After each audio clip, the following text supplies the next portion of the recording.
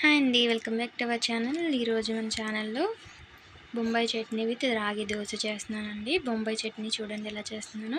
ఉల్లిపాయ, పచ్చిమిర్చి, టమాటో, కరివేపాకు వేసి వేయించుకున్నానండి.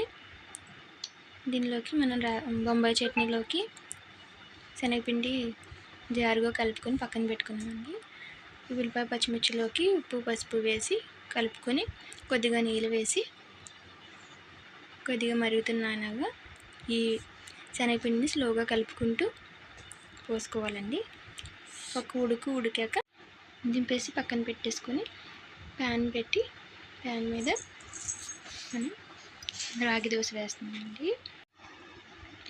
దోశ వేగిందండి. దీన్ని అటువైపు తిప్పి సర్వింగ్ బౌల్లోకి తీసుకుంటే వేడి వేడి బొంబాయి చట్నీ విత్ రాగి dosa ready. Thank you for watching.